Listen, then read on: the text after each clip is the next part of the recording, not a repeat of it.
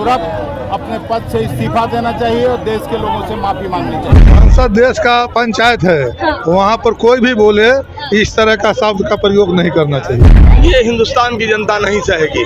ये लोग अपने हिसाब से नागपुरिया कानून चलाना चाहते हैं देश में, वो नहीं चलेगा। देश के उच्च सदन में बाबा साहब के बारे में जो बयान दिया है, इससे देश की जनता दुखी है। पूरे देश का बहुजन, बिहार का बहुजन आने वाले 2025 में इन्हें भारतीय जनता पार्टी को और भारतीय जनता पार्टी के गोद में बैठे हुए जनता दल यूनाइटेड को एक बड़ा सबक सिखाने का काम करेगी।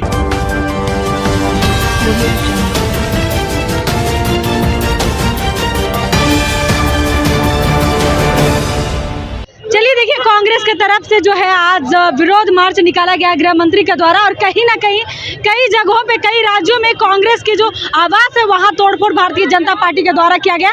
हमारे साथ आदित्य पासवान है, कांग्रेस के वरिष्ठ नेता है। क्या कुछ कहना चाहेंगे जिस तरीके से आप विरोध मार्च में? जिस तरह से लोग अमित शाह ने बाबा साहब का अपमान किया है, ये देश जो है, ये देश का जो है, अपमान को बर्दाश्त नहीं करेगा और अमित शाह जी को माफी मांगनी पड़ेगी। और हमारी मांग है कि आप बर्दाश्त भारतीय जनता पार्टी से कि अमित शाह को बर्खास्त करें। अच्छा, कई राज्यों में आप लोगों का जो आवास है वहाँ तोड़फोड़ किया गया भारतीय जनता पार्टी के द्वारा, क्या कहना चाहेंगे? ये तो देखिए, ये भारतीय जनता पार्टी का डर है, ये क्योंकि जानती है कि बाबा साहब का विरोध करने से पूरे देश के लोग एकत्रित हो जाएंगे, और आज वही हो रहा है। पूरे देश के लोग एकत्रित होकर, पूरे देश के लोग बहुजन एक होकर के आज इनका बर्खास्त करने के लिए इस्तीफा मांग रहे हैं। तो भारतीय जनता पार्टी जानती है कि उन्होंने कहाँ गलत जगह उन्होंने नंबर डायल कर दिया है, और देश का बहुजन जो है आज मांग कर रहा है कि आप अमित शाह जी इस्तीफा दीजिए और देश से माफी मांगिए, क्योंकि बाबा साहब जो है वो सिर्फ कोई फैशन नहीं है,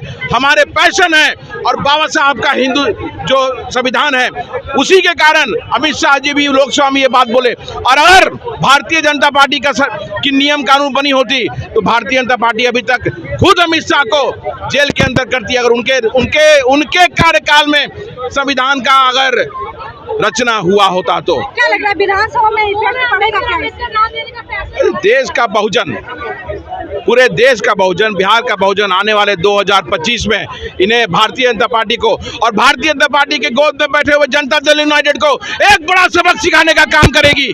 और आप देखिएगा किस तरह से लैंडस्लाइड विक्ट्री बहुजन की, जो मानते हैं बाबा साहब को, उन लोगों की जीत होने जा रही है आने वाले विधानसभा चुनाव में। तब इफेक्ट पड़ेगा?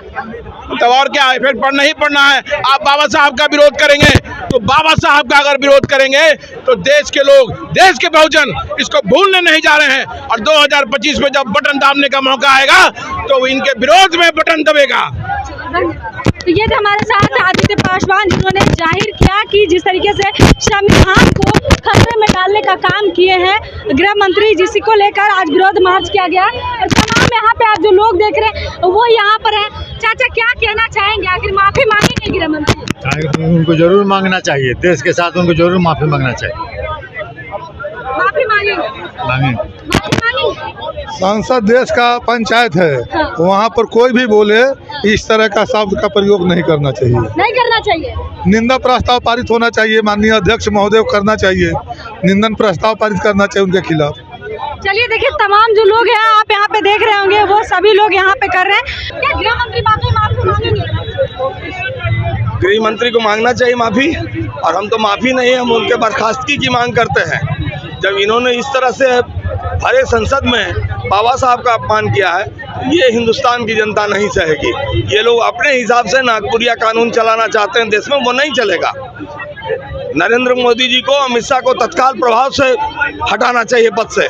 बिल्कुल, वो लग रहा है आपको हटना ही चाहिए। भारतीय जनता पार्टी चुप्पी क्यों साध रही है? ये अपराधी है ना, तो अपराधी जब अपराध करके चुप्पी साध लेता है, छिप जाता है, वही है। ये तो अपराधी हैं ये लोग कोई लोकतांत्रिक तरीके से देश चलाने वाले लोग थोड़ा ही है, तो अपराधी लोग हैं, यही काम करेंगे। लेकिन बाबा साहब का अपमान देश नहीं सहेगा।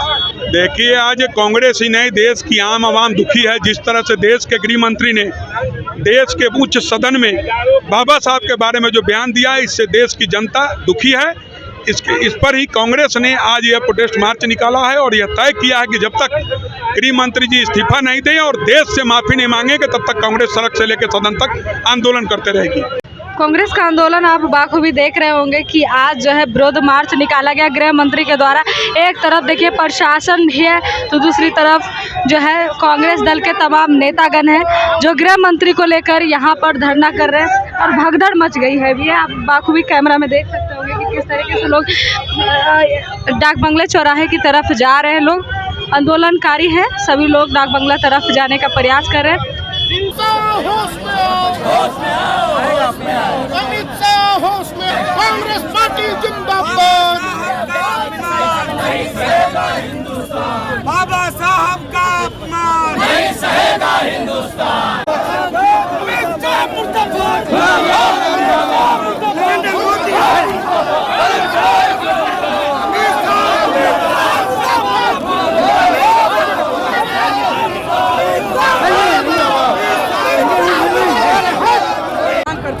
अमित शाह को तुरंत इस्तीफा देना चाहिए और देश के लोगों से माफी मांगनी चाहिए। जिस तरह से अंबेडकर जी के लिए जो उद्गार और जिस तरह का सब चयन किया, उनको तुरंत अपने पद से इस्तीफा देना चाहिए और देश के लोगों से माफी मांगनी चाहिए। तभी इस देश में संविधान और जमहूरियत बचेगा। बीजेपी सर लगातार आप लोगों पर ही आरोप लगा रही है।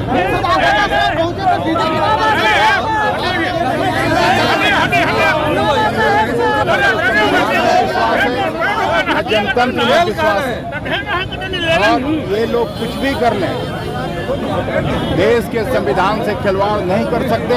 जब तक हम सभी कांग्रेसी और इंडिया गठबंधन दलों के लोग मौजूद हैं, तब तक इस देश के संविधान को न तो ये बदल सकते हैं न छेड़छाड़। लेकिन बीजेपी कह रही है कि आप भ्रम फैला रहे हैं। उन्होंने बयान कुछ और दिया, मीडिया में अलग अलग बातें आ रही हैं। आप भी पढ़े लिखे व्यक्ति हैं, अगर उनके बयान को सुने होंगे।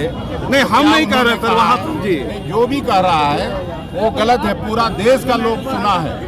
राज्यसभा में जब वो अपना भाषण कर रहे थे तो उन्होंने भाषण करते हुए कहा कि आप लोग अंबेडकर अंबेडकर अंबेडकर अंबेडकर का जो नाम लेते हैं, अगर भगवान का नाम लेते तो आप लोगों को 7 जन्म तक स्वर्ग मिल जाता।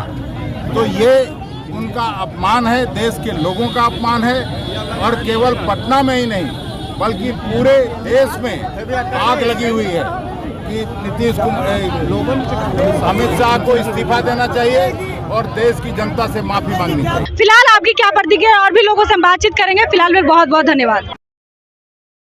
तमसो मां ज्योतिर्गमय गुरुकुल शिक्षा मंदिर संस्थान के साथ बनाए अपना भविष्य। रेगुलर और प्रोफेशनल कोर्सेज, सेकेंडरी और senior secondary courses, law, teachers training courses, pharmacy and nursing के साथ पैरामेडिकल में डायरेक्ट एडमिशन पाए। वेबसाइट विजिट करें या दिए गए नंबर पर कॉल करें। हमारा पता है गुरुकुल शिक्षा मंदिर संस्थान, कल्याण चौक, DS कॉलेज रोड, कटिहार। हमारा वीडियो अगर आपको अच्छा लगा हो तो आप हमारे वीडियो को लाइक करें, शेयर करें और हमारे चैनल को सब्सक्राइब जरूर करें।